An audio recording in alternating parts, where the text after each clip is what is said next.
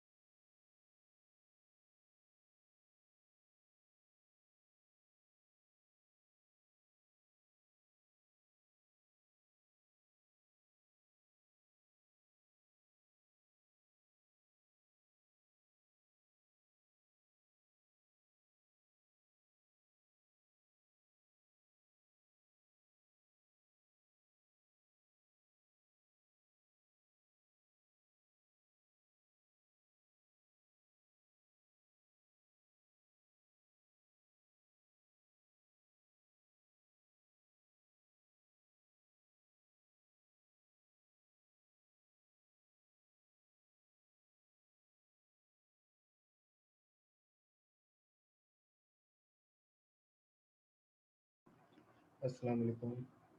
क्या मेरी वॉइस सबको आ रही है? एक दफ़ा एक्नॉलेज कर दीजिएगा। वालेकुम अस्सलाम। यस सर, आ रही है आवाज़। ठीक है जनाब।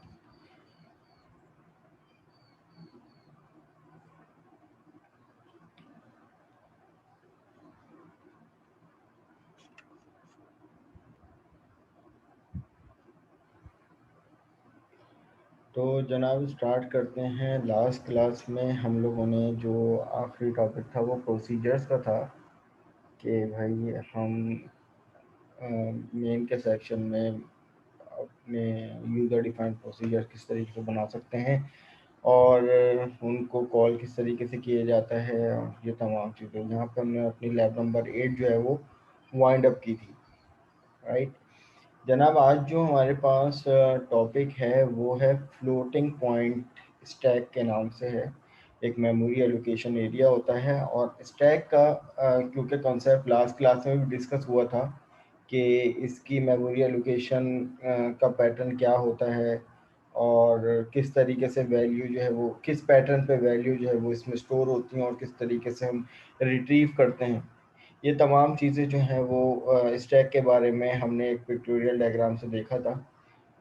तो हमारे पास जो इसका पैटर्न होता है वो होता है लीफो पे काम करता है वो।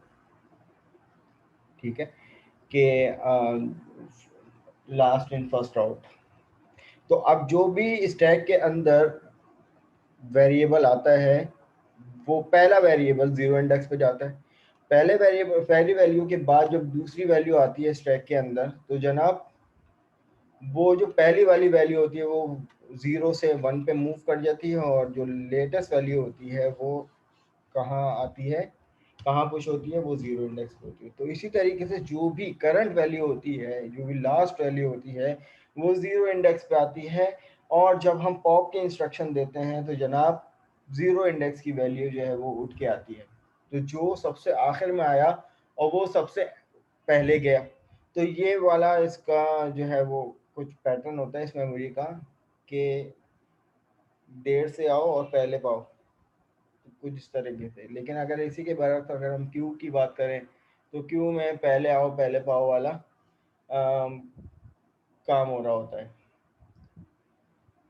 तो अब जनाब हमारे पास अगर हम बात करते हैं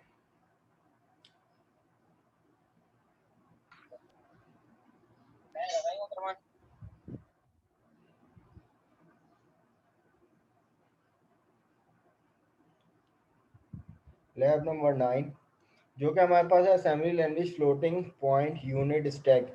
जनाब पहली क्लास में या दूसरी क्लास में जैसे जैसे हम लोग वेरिएबल्स और वैल्यूज पे आए थे तो वहाँ पे एक सवाल उठता हुआ आया था कि सर पॉइंटिंग वैल्यू जो है वो किस तरीके से यूज की जाएगी असेंबली में। तो उस वक्त क्योंकि हम लोग रजिस्टर्स पे थे, जनरल पर्पज रजिस्टर पे थे, वेरिएबल्स पे थे, तो वहाँ पर जो डाटा टाइप यूज हो रही थी वो जनाब यूज हो रही थी या तो बाइट या तो वर्ड या डी वर्ड।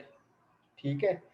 और क्योंकि विजुअल स्टूडियो में मैक्सिमम 32 बिट का रजिस्टर प्रोवाइड करता है तो हम क्वाड वर्ड पे नहीं जा रहे थे, क्योंकि इस 64 बिट का कोई रजिस्टर हमें नहीं मिल रहा था, ना ही हमने क्वाड वर्ड की कोई डाटा टाइप यूज की थी, ना कोई उस टाइप का एरे भी यूज किया था उस साइज का, ना कोई वेरिएबल, ना तो कोई रजिस्टर हमें मिलता है क्वाड वर्ड का।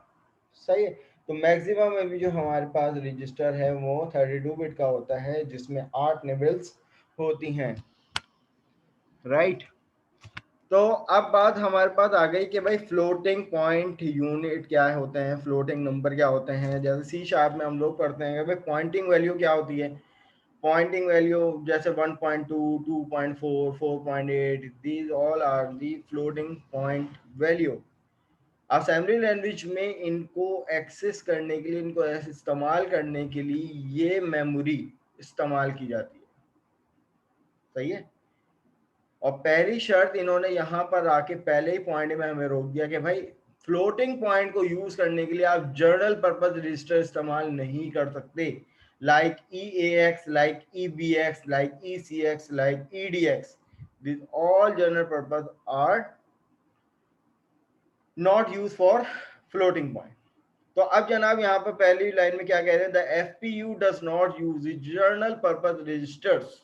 ये जो मेमोरी है ये जनरल पर्पज रजिस्टर जो है वो इस्तेमाल नहीं करता, जबकि कह रहा है कि भाई it has its own set of register called register stack, जबकि इसके अपने कुछ रजिस्टर्स होते हैं जिनको हम लोग रजिस्टर स्टैक कहते हैं। क्या होते हैं अभी देखते हैं। It load the value from memory into the register stack. और जनाब हमारे पास ये वैल्यू को लोड करता है अपने स्टैक में। सही है। और स्टैक के फॉर्मेट में परफॉर्म कैलकुलेशन के लिए इस्तेमाल करते हैं और store the stack value into the memory. ठीक है। तो अब जनाब ये FPU स्टैक रजिस्टर्स होता क्या है, ये मेमोरी का एरिया क्या होता है। तो क्लास सबसे पहले हम अपनी इम्प्लीमेंटेशन पे आते हैं। देखें हमारे पास अगर फॉर एग्जाम्पल मैंने एक वेरिएबल ले लिया वैल्यू 1 के नाम से।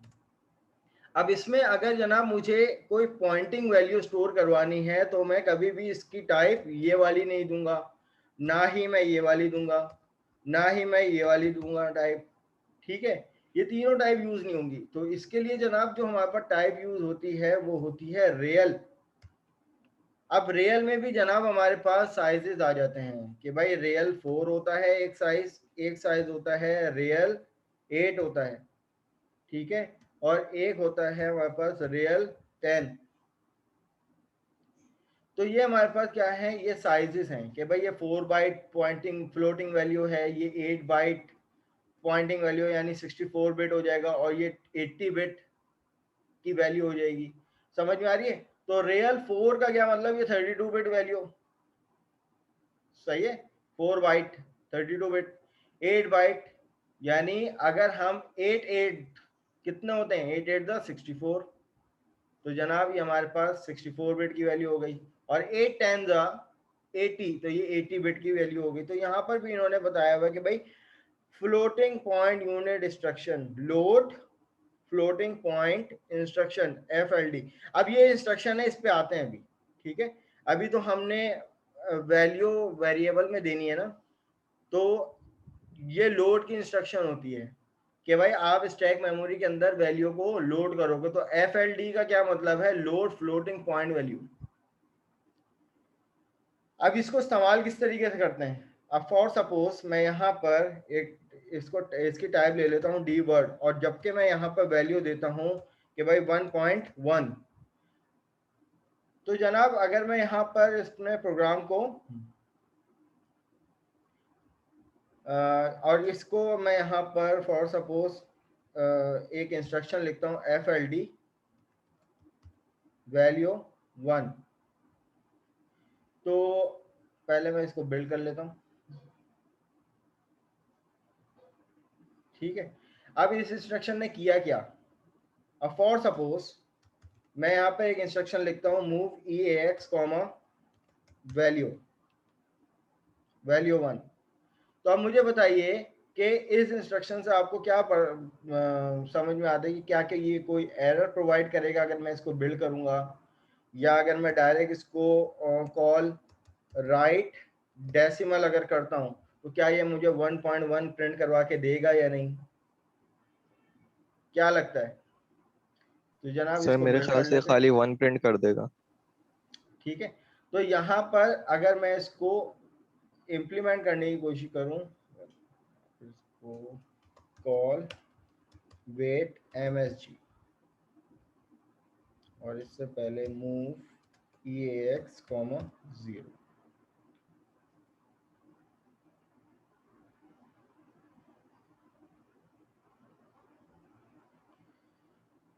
सही है।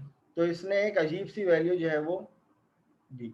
इसका मतलब ये है कि भाई ये वाली वैल्यू जो है वो इस वेरिएबल में स्टोर ही नहीं हुई, क्योंकि यहाँ पर देखिए ना हम स्टाफ ऑफ इंस्ट्रक्शन दे रहे हैं कि भाई पहले हमने EAX की वैल्यू को क्या कर दिया, 0 कर दिया, तो इसका मतलब 0 हो जाना चाहिए। लेकिन फिर उसके बाद हमने मूव किया EAX के अंदर वैल्यू को। अब वैल्यू क्योंकि पॉइंटिंग है, और पॉइंटिंग की अभी हमने डेटा टाइप पढ़ी है कि भाई रियल होती है, यहाँ पे हम दे रहे हैं डीवर्ड। चलो अगर हम यहाँ पर इसको रियल 4 यानी 32 बिट वैल्यू दे देते हैं, तब क्या होता है, मैं इसको पहले बिल्ड करता हूँ।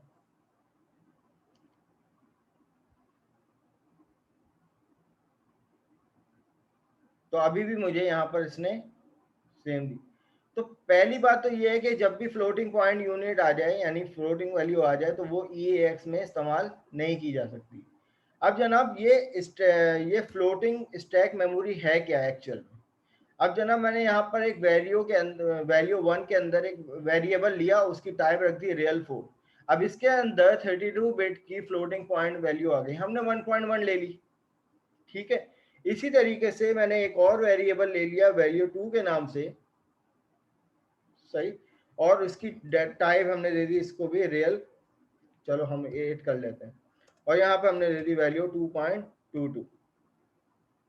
अब ये दो वेरिएबल हमने इम्प्लीमेंट किए, वैल्यू 1 वैल्यू 2। अब यहाँ पर आके हम पहले इंस्ट्रक्शन लिखने जा रहे हैं। हमारे पास जो है वो स्टूडेंट्स, मैं पहले यहाँ पर इसको कंपाइल कर लूँ, और आप लोगों के पास जब ये वाली विंडो आएगी, आप लोगों के पास कुछ ये वाली विंडो आती है रजिस्टर्स की, सही है, अगर आप लोगों ने अपने पास ड्राई रन किया हो तो यहाँ पर हम राइट क्लिक करके हमारे पास एक ऑप्शन आता है फ्लोटिंग पॉइंट। जैसे मैं इसको क्लिक करूंगा ना, तो यहाँ पे देखिए इसने पूरी स्टैक मेमोरी फ्लोटिंग पॉइंट की एलोकेट करके दे दी। अभी इस टाइम हमारे ये पूरा स्टैक है, ये 0 से स्टार्ट होता है 7 तक जाता है। ये इसकी, क्योंकि स्टैक एक लिमिटेड मेमोरी होती है, इसलिए इसने 0 से लेकर 7 तक हमारे पास इसकी लिमिट होती है।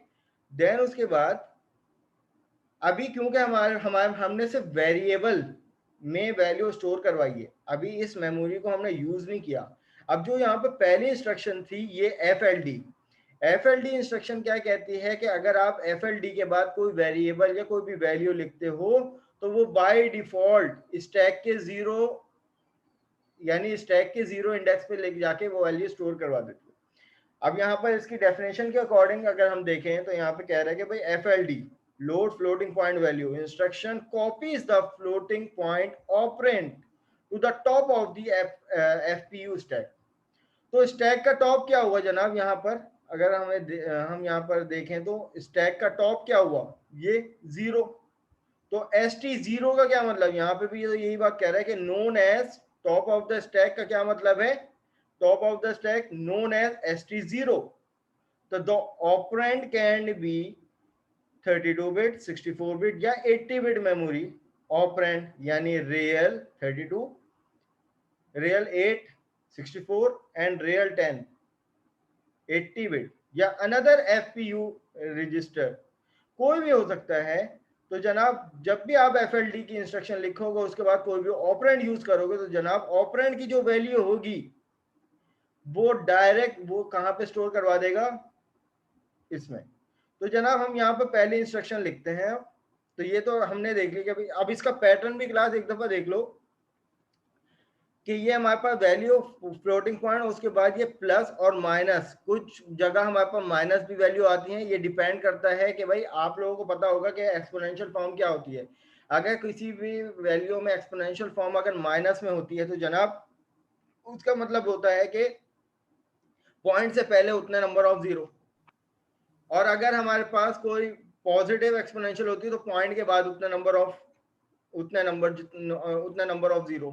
तो ये इसका फॉर्मेट होता है जो फिक्स होता है, इसी फॉर्मेट में हमें वैल्यू मिलती है इस मेमोरी में। अब जनाब हमने दो वेरिएबल उठाए। अब दो वेरिएबल उठाने के बाद मैं यहाँ पर सबसे पहली इंस्ट्रक्शन लिखने जा रहा हूँ FLD कि भाई लोड कर दो, यानी जो हमारे पास फ्लोटिंग स्टैक मेमोरी है उसमें लोड कर दो। अब क्या लोड कर दो, यहाँ पे मैंने सीधा सीधा वेरिएबल का नाम लिख दिया वैल्यू 1, और वैल्यू 1 में हमारे पास कौन सी वैल्यू है 1.1। तो अब मैं यहाँ पे इसको ड्राई रन करता हूँ और स्टेप बाय स्टेप इंस्ट्रक्शन देखेंगे। अब ये दो वेरिएबल में हमने दो अलग अलग वैल्यू दी थी। अब यहाँ पे पहली इंस्ट्रक्शन हमने लिख दी। अभी यहाँ पर हमारे पास स्टैक में कोई भी वैल्यू नहीं है। जब भी स्टैक में पहली वैल्यू आती है वो टॉप ऑफ द स्टैक जाती है, उसके बाद जो वैल्यू आती है वो पुरानी वाली वैल्यू इधर आ जाती है और नई वाली वैल्यू इधर आती है। जो भी नई वैल्यू आती है वो हमेशा टॉप ऑफ द स्टैक आती है। तो यहाँ पे देखिए पहली वैल्यू लोड होने जा रही है। मैं स्टेप ओवर करूंगा तो जनाब यहाँ पे देखिए, अब क्योंकि हमारे पास रजिस्टर, हमारे पास ये वाली वैल्यू जो है वो कितने बिट की थी, ये 32 बिट की थी, तो उसने उतनी बिट की वैल्यू उठाई। बाकी आप यहां से लेकर यहां तक की वैल्यू देख रहे हो तो ये गार्बेज वैल्यू है। अब ये 32 बिट यानी 32 बिट रजिस्टर कितना हुआ 1 2 3 4 5 6 7 और ये 8, ये जो वैल्यू है ये 8वां निबल है। तो अब यहाँ पर अगर हम इन रजिस्टर की बात करें तो ये रजिस्टर भी तो जनाब 32 बिट के होते हैं, और 32 बिट के रजिस्टर में 8 निबल्स होती हैं। तो यहाँ पे काउंट कर लेते हैं 1 2 3 4 5 6 7 8। तो EAX रजिस्टर का साइज क्या होता है जनाब 32 बिट। तो यहाँ पर भी हमने रियल 4 की वैल्यू उठाई है, यानी रियल 4 का मतलब ये एक फ्लोटिंग वैल्यू है जिसका साइज है जनाब 32 बिट। अब क्योंकि हमने वैल्यू लिमिटेड दी है कि भाई simple 1.1 is the small value, तो 1.1 के बाद जो जितनी भी निबल्स हैं उसने इसको क्या कर दिया, जीरो कर दिया कि भाई इसमें इतनी की कैपेसिटी है अभी। अब इसी तरीके से जनाब अगर मैं यहाँ पर एक और इंस्ट्रक्शन लिखता हूँ या इसी वैल्यू को मैं कह देता हूँ कि भाई वैल्यू 4। अब ये वैल्यू 2 जो है वो रियल 8 है। रियल 8 का क्या मतलब है कि जनाब ये कितने बिट का हो गया भाई 64। तो यहाँ पर इसको भी ड्राई रन करने की कोशिश कर लेते हैं। अच्छा, अब यहाँ पर इंस्ट्रक्शन हमने जब बनाई, अब यहाँ पर देखिए कि 2.22 वैल्यू तो मेरी एज इट इज थी। उसके बाद क्योंकि ये वैल्यू 64 बिट साइज की है तो स्टैक के अंदर 32 बिट का डबल 1 2 3 4 5 6 7 8 1 2 3 4 5 6 7 8। अब ये हमारे पास जनाब क्या है, ये पूरा 64 बिट का की वैल्यू होती है इसमें। अब क्योंकि हमारे पास पहली 1.1 थी, रियल 4 थी, तो उसने सिर्फ 8 बिट यानी 32 बिट साइज को एलोकेट कर दिया जीरो से, एक्चुअल वैल्यू देकर बाकी सबको 32 बाकी पूरा 32 बिट को जीरो से इनिशियलाइज कर दिया। बट यहाँ पर रियल 8 है क्योंकि हम यहाँ पे क्या कर रहे हैं FLD वैल्यू 2 का साइज क्या है रियल 8 64 बिट, तो इसने पूरी वैल्यू को क्या कर दिया, ये कर दिया। और ये आखिरी वैल्यू आप देख रहे हैं, ये क्या है, गार्बेज वैल्यू। ठीक है भाई, यहां तक कि मुझे बताओ कि ये सिनेरियो समझ में आ रहा है कि ये मेमोरी किस तरीके से इंप्लीमेंट हो रही है। अच्छा, स्टेप बाय स्टेप बढ़ेंगे आगे, क्योंकि अभी बहुत सारी चीजें आप लोगों के जहन में अराइज हो रही होंगी कि सर अब इसमें से वैल्यू उठाएंगे किस तरीके से, कैलकुलेशन कैसे परफॉर्म होगी। अभी स्टेप बाय स्टेप इस चीज पे आते हैं। अभी सिर्फ समझाने का मकसद ये पूरा सिनेरियो है कि भाई इस मेमोरी में, इस मेमोरी को इस तरीके से एलोकेट करते हैं और इस तरीके से जो है ये मेमोरी बन रही होती है बैक एंड पे फ्लोटिंग के लिए। क्योंकि फ्लोटिंग के लिए कभी भी EAX, EBX, ECX, EDX register इस्तेमाल नहीं होते। अच्छा, अब एक और सवाल जहन में राइज होता है कि भाई हम इसमें क्या सिर्फ पॉइंटिंग वैल्यू दे सकते हैं? हरगिज नहीं, इसमें इंटीजर वैल्यू भी आ सकती है, उसकी भी इंस्ट्रक्शन होती है। सही है, अभी आएगी स्टेप बाय स्टेप। यहां तक की क्लास मुझे एक्नॉलेज कर दो प्लीज, ताकि फिर आगे बढ़े। कोई सवाल है तो पूछ लें। क्लियर है सर। ठीक है जनाब। अच्छा, अब अब बात आती है हमारे पास मल्टीपल इसकी। अगर मैं यहाँ पर एक इंस्ट्रक्शन देता हूँ ये वाली, और FLD वैल्यू 2, और यहां पर इसको एग्जीक्यूट करते हैं, तो जनाब यहां पर देखिए कि स्टेप ओवर, पहली वैल्यू लोड हो गई टॉप ऑफ द स्टैक। कौन सी वैल्यू थी? 1.1। तो यहाँ पे देखिए 1.1, ये वाली जहां तक, यहां से लेकर यहां तक की पूरी वैल्यू जो है वो क्या है, क्योंकि 32 बिट रियल 4 है, तो 32 बिट की वैल्यू पूरी असाइन हो गई top of the stack. But class अब यहाँ पर सेकेंड इंस्ट्रक्शन इंप्लीमेंट होने जा रही है, FLD वैल्यू 2। तो अब इसका क्या मतलब है? पहले तो चले आप लोग बताइएगा कि जब ये वाली इंस्ट्रक्शन इंप्लीमेंट होगी, तो बताइए वैल्यू 2 की वैल्यू इस पूरी मेमोरी में कहां पे जाके पुश होगी? सर ST0 में आएगी और ST0 ST1 में आ जाएगा। हाँ सही है, ये स्टैक का पैटर्न है। तो अब यहाँ पर स्टेप ओवर करते हैं, तो यहाँ पे देखिए कि जो नई वैल्यू आई है, करंट वैल्यू क्या है, लास्ट वैल्यू क्या है हमारे पास, ये है लास्ट इन। और फर्स्ट आउट का मतलब कि अगर मैं इसी में से अगर पॉप करूंगा तो पहली वैल्यू उठ के आएगी। तो ये है हमारे पास स्टैक मेमोरी का फ्लो, वर्क फ्लो।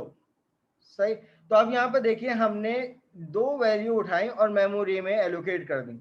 अब जनाब अगली बात ये आती है कि भाई अब इसमें से मुझे फैच आउट भी तो करनी है कैलकुलेशन के लिए। अब ये मेमोरी में हमने एलोकेट कर दी, अब हमें कैलकुलेशन भी परफॉर्म करनी है, हमें फैच आउट करनी है कि भाई अगर इसी मेमोरी में से कोई वैल्यू अगर हमें फैच आउट करनी है तो भाई कैसे करें। तो आगे बढ़ते हैं। तो ये वाली इंस्ट्रक्शन सबको समझ में आ गई, FLD। तो FLD की एक दफा डेफिनेशन पढ़ लेते हैं। FLD load floating point value instruction copy the floating point operand. तो जनाब फ्लोटिंग पॉइंट ऑपरेंड का क्या मतलब हुआ? अब ये हो गया फ्लोटिंग पॉइंट ऑपरेंड, ये कहला गया ऑप कोड। ये मैंने आप लोगों से वाइवा में भी सवाल पूछा था कि भाई ये एक इंस्ट्रक्शन है, इसमें बताइए कि ऑपरेंड कितने, ऑप कोड कितने। तो जनाब जो भी हमारे पास निमोनिक टर्म होती है like move, subtract, add, FLD, like को जो भी, वो कहलाती है हमारे पास ऑप कोड। ऑपरेंड हमेशा सोर्स और डेस्टिनेशन होते हैं, जरूरी नहीं है कि हर इंस्ट्रक्शन में एक ही ऑपरेंड हो, दो भी हो सकते हैं और एक भी हो सकता है। ठीक है, ये डिपेंड करता है कि भाई कौन सी इंस्ट्रक्शन है। तो जनाब हमारे पास ये अब अगली इंस्ट्रक्शन क्या आती है कि भाई floating point operand. Floating point operand हमारे पास ये होगा, ये फ्लोटिंग पॉइंट ऑपरेंड है, वेरिएबल है। अब इसी तरीके से to top of the FPU stack the operand can be. अब ऑपरेंड कोई भी हो सकता है, 64 बिट का हो सकता है, 32 का हो सकता है, 80 बिट का हो सकता है। 32 बिट को कौन रिप्रेजेंट करेगा? रियल 4। 64 बिट को कौन रिप्रेजेंट करेगा? रियल 8 और रियल 10 एंड अनदर FPU। तो यहाँ पे हमारे पास सेंटेक्स कुछ इस तरह के होंगे। अब इन्होंने यहाँ पर एग्जाम्पल भी ली थी, तो हमने भी वो एग्जाम्पल ले ली। अब अगली चीज आती है हमारे पास, ये कुछ इंस्ट्रक्शन है कि जो कि basic floating point arithmetic instruction होती हैं, अर्थमेटिक ऑपरेशन परफॉर्म करने के लिए होती हैं। या कुछ इन पे आते हैं अभी। लेकिन अब यहाँ पर हम लोग बात करते हैं कि भाई अगर मुझे जो है वो फॉर एग्जांपल मैंने ये दो वैल्यू जो है वो लोड कर दी, मैंने जो है वो ये दो वैल्यू क्या कर दी, लोड कर दी। तो अब मुझे इन्हीं वैल्यू में से मुझे अपना स्टैक मेमोरी देखना। हमें अरवाइन जो है वो एक प्री डिफाइंड फंक्शन देता है, वो किस नाम से देता है, call show F P U stack के नाम से। अब ये जो है वो अरवाइन का एक प्री डिफाइंड फंक्शन है। अब इससे होता क्या है इसको समझिएगा कि मैं यहाँ पर अपने प्रोग्राम को रन करता हूँ। तो यहाँ पर देखिए कि ये स्टैक मेमोरी एलोकेट कर रहा है। अब क्योंकि हमने ये वाली इंस्ट्रक्शन कहाँ यूज की है, बिल्कुल एंड में। इससे पहले क्या काम हो रहा है कि भाई दो वैल्यूज हैं वो स्टैक मेमोरी में लोड हो रही हैं और लोड हो चुकी हैं। एक कौन सी वैल्यू जनाब, एक हमारे पास एफ एल डी की value, F L D value 1 और एक वैल्यू 2। वैल्यू 1 हमारे पास क्या थी जनाब, जो पहली वैल्यू थी वैल्यू 1 1.1। अब 1.1 स्टैक 1 पे इसलिए आई क्योंकि उसके बाद जब नई वैल्यू आई वैल्यू 2 की तो वो टॉप ऑफ द स्टैक आ गई। तो ये पूरा स्टैक हमारे सामने डिस्प्ले करेगा। अब जनाब अगर हम अगली इंस्ट्रक्शन लिखते हैं, मैं यहाँ पर एक इंस्ट्रक्शन लिखने जा रहा हूँ FSTP। एक इंस्ट्रक्शन मैंने यहाँ पे लिखी है। अब इंस्ट्रक्शन का मतलब क्या होगा उसके बाद मैं जनाब यहाँ पे लिख रहा हूँ फॉर सपोज कि वैल्यू 3, इसकी टाइप भी मैं रियल 4 कर देता हूँ और इसको यहाँ पे डिक्लेयर कर देता हूँ। अब FSTP के बाद मैंने जनाब यहाँ पर लिख दिया रियल वैल्यू 3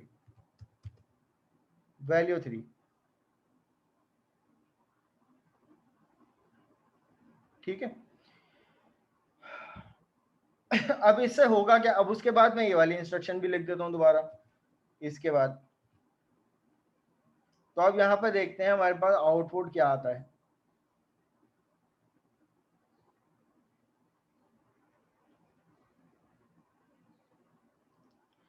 अच्छा स्टूडेंट्स यहाँ पे देखिए, पहले तो आउटपुट देखिए, इससे क्या समझ में आ रहा है आप लोगों को, नोटिस कीजिएगा। यहां तक की तो बात क्लियर है होगी भाई सबको, यहां तक का तो हिसाब किताब सही है, दो वैल्यू आपस में पुश हो गई। ये FSTP की इंस्ट्रक्शन ने क्या काम किया,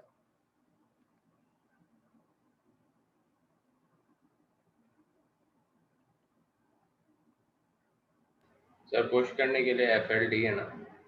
हाँ तो मतलब कौन सी वैल्यू, मुझे बताइए कि इस टाइम वैल्यू 3 के वेरिएबल में कौन सी वैल्यू होनी चाहिए।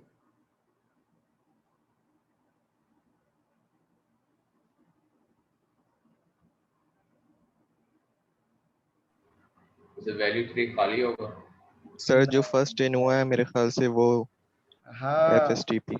जनाब, इस FSTP क्या है कि भाई पहली बात तो ये है कि ये पॉप इंस्ट्रक्शन होती है कि भाई फ्लोटिंग स्टैक के अंदर से पॉप कर दो।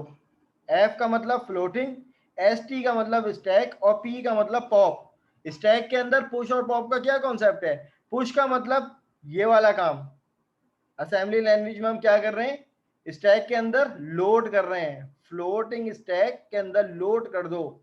इसी तरीके से एफ फ्लोटिंग स्टैक के अंदर से पॉप कर दो। तो पॉप बाय डिफॉल्ट देखिए स्टैक का फ्लो क्या होता है कि भाई फर्स्ट इन फर्स्ट आउट। तो यहां पर देखिए last in first out, last in first out. तो लास्ट वैल्यू क्या थी, ये थी। और जब हमने पॉप किया तो लास्ट जो वैल्यू थी वो ही उठकर वैल्यू 3 के वेरिएबल में चली जाएगी।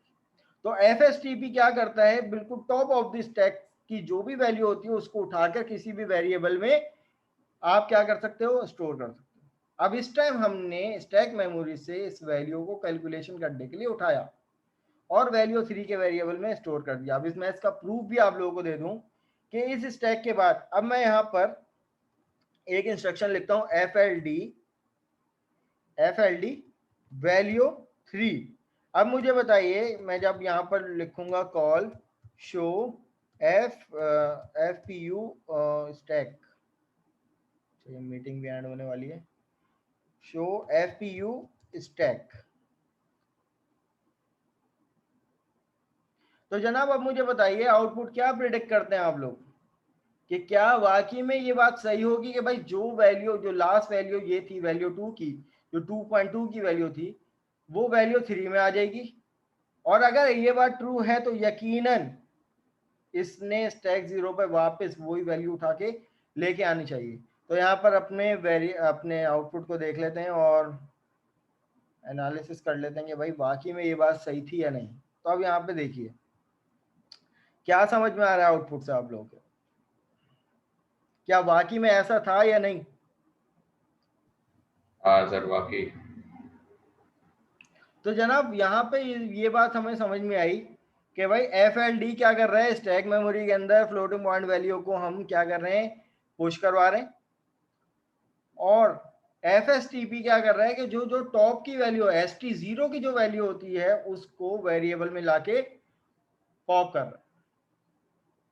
फिर वापस हमने तो क्या, जरूरी है फ्लोटिंग, नॉर्मल भी कर सकते हैं। इंटीजर वैल्यू भी हो सकती है, लेकिन उसके लिए ये वाली इंस्ट्रक्शन यूज नहीं होगी, उसके लिए दूसरी इंस्ट्रक्शन यूज होगी। ये अभी हम लोग सिर्फ ओके सर। पॉइंट यूनिट इस्तेमाल कर रहे हैं तो उनके लिए इंस्ट्रक्शन है। अगर मैं इंटीजर की भी बात करूंगा ना तो यहाँ पे FILD आ जाएगा, आई रिप्रेजेंट करेगा इंटीजर वैल्यू, राइट। और यहाँ यस पर सर।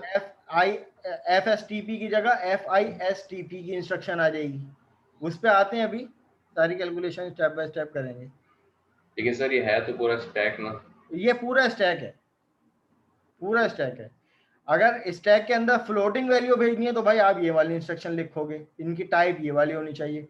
अगर आपने इंटीजर वैल्यू भेजनी है, कोई वैल्यू के जो कि नॉन डेसिमल हो, तो आप डी वर्ड वगैरह यूज कर लो उस वेरिएबल की टाइप, और वहां पर आई की कमांड यूज कर लो, तो आई इंटीजर वैल्यू को रिप्रेजेंट करेगा।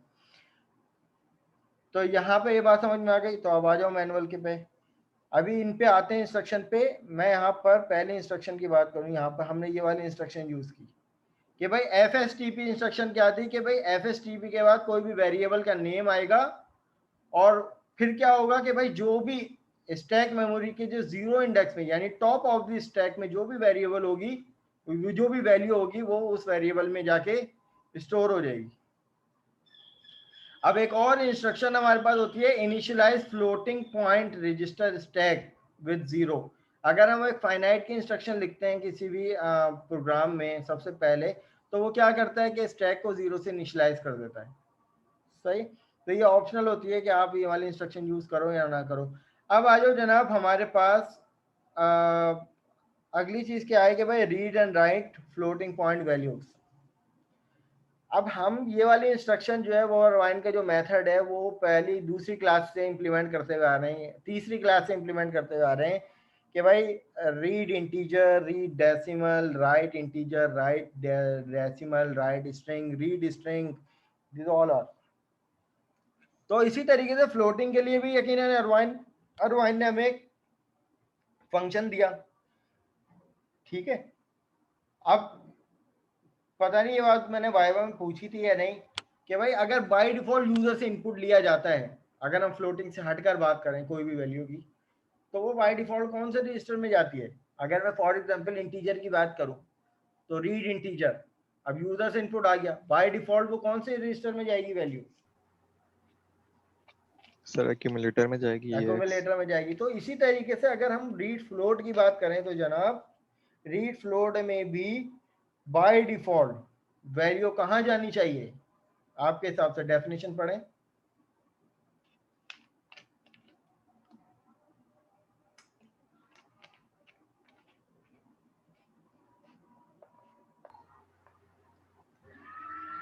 सर ये भी इसी में जाएगी।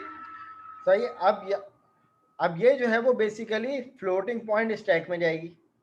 अब रीड फ्लोट अगर हम करते हैं, कोई भी यूजर से इनपुट लेते हैं तो जनाब वो बाय डिफॉल्ट 0 स्टैक में जाएगी। अंडरस्टूड सी बात है, ये तो हमारे पास मेक सेंस कि भाई स्टैक के अंदर जब वैल्यू जाएगी तो यकीनन जो भी वैल्यू होती है आने वाली वो 0 स्टैक पे जाती है। उसके बाद जो वैल्यू होती है, जो पुरानी वैल्यू होती है वो आगे बढ़ जाती है और नई वैल्यू 0 स्टैक पे आती है। तो अगर मैं यहाँ पर बात करता हूँ इस इंस्ट्रक्शन की कि मैंने सिर्फ यहाँ पर लिया कॉल रीड फ्लोट, ठीक है, और उसके बाद देखते हैं क्या होता है। और मैं यहाँ पर लिख देता हूँ कॉल शो fpu स्टैक। तो यहाँ पर अपने प्रोग्राम को इम्प्लीमेंट करते हैं।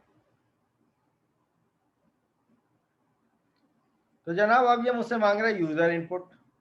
मैंने जनाब यूज़र इनपुट दे दिया 1.556। तो यहाँ पर देखिए कि बाय डिफ़ॉल्ट यूज़र से इनपुट कहाँ गया, स्टैक मेमोरी के अंदर गया और उसके 0 इंडेक्स पे जाके पहली वैल्यू स्टोर हो गई। अब इसके बाद अगर हम दूसरी वैल्यू लें, अगर फॉर सपोज मैं इसी को यहाँ से कॉपी कर लूँ और दोबारा से इंस्ट्रक्शन को ले लूँ या तीसरी दफ़ा इंस्ट्रक्शन को ले लूँ, तो मुझे बताइए कि आपके हिसाब से क्या इम्प्लीमेंटेशन होनी चाहिए। तो इसको इम्प्लीमेंट करके देख लेते हैं।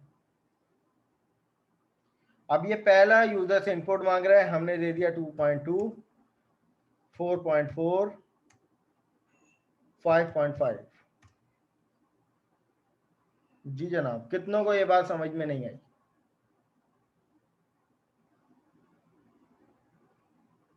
और अगर मैं इसके बाद अगर FSTP की इंस्ट्रक्शन लिखूंगा तो जनाब मुझे कौन बताएगा? जी शेख आयशा शाहिद सुन सकती हैं जनाब मुझे? Ayesha, yes sir. जी आयशा जी। मुझे ये बताइए कि अगर मैं सिर्फ इस इंस्ट्रक्शन के बाद सिर्फ एक छोटी सी इंस्ट्रक्शन लिखता हूँ FSTP और कोई भी वेरिएबल का नाम, तो मुझे बताइए उस वेरिएबल में कौन सी वैल्यू उठ के आएगी?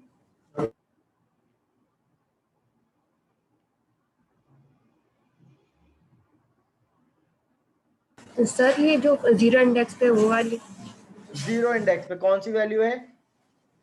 5.5। 5.5। एक्सीलेंट, ठीक है जनाब।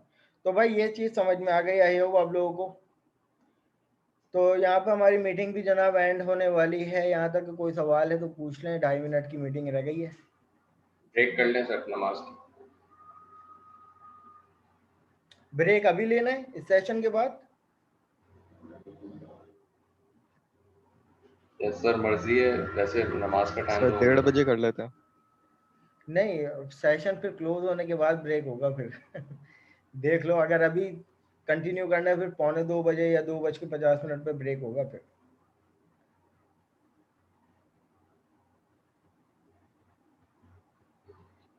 फिर सर अभी कर लें ब्रेक। ठीक है अभी ले लो। तो तुम लोग 1:35 पे दोबारा ज्वाइन कर लो, ठीक है? ठीक है सर। अच्छा, ये शेख रमीज के नाम से, शेख रमीज तुम्हारी आवाज़ इतनी चेंज क्यों लग रही है भाई? सर है ही नहीं रमीज तो। तो ये शेख रमीज के नाम से क्यों आ रहा है भाई? फाइक हो ना तुम?